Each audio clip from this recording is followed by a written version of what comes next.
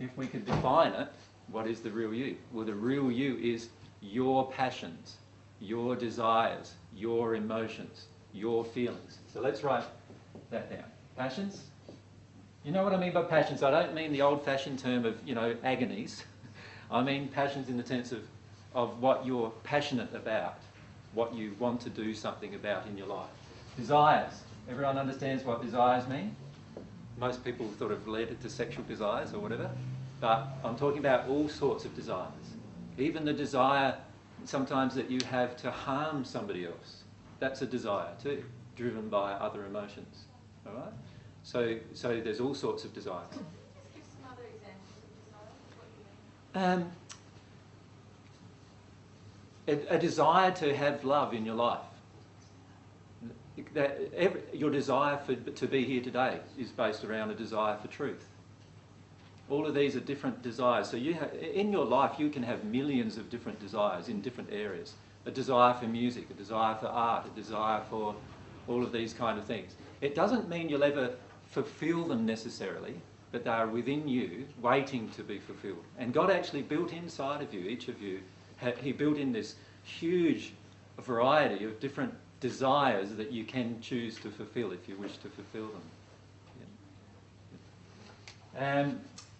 Emotions. So emotions I always think of as things like where you feel an emotional response. You feel this emotions pass through you about something that's happening or happened to you, or perhaps even going to happen to you, that you feel may happen to you. And has any of you have ever been onto the site called Centre for Non-Violent Communication on the net? No? Yeah? It's, for all of you, it's www.cnvc.org, I think it is.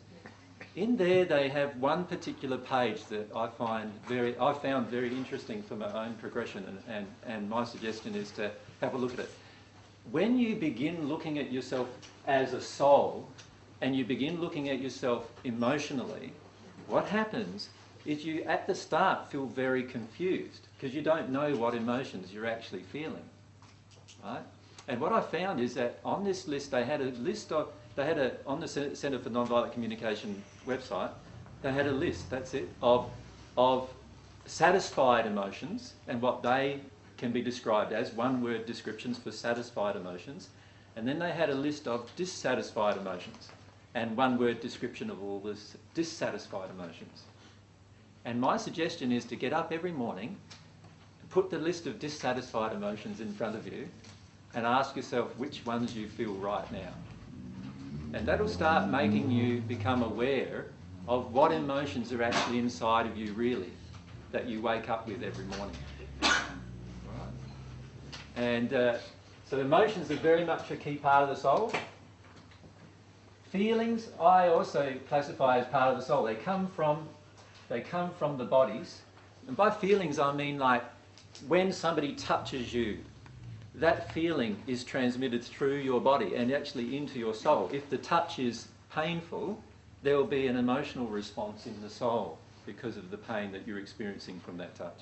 If the touch is pleasurable, there will be a different emotional response. You follow me? So feelings are also. Intentions. So if you have an intention, for example, to harm somebody, that is a part of your soul. Now, a lot of people say, oh, but it's not part of my real self. It's a part of my ego self or my false self or my, and they define the self and separate self. My suggestion is to not do that. My suggestion is to say, all right, inside of me, right at this moment, I have this emotion, which is a part of me right at this moment. It doesn't define who I am. It's just a part of me right now, and I need to feel it.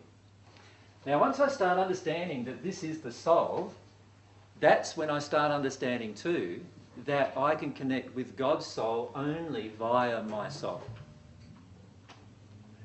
Does that make sense to you?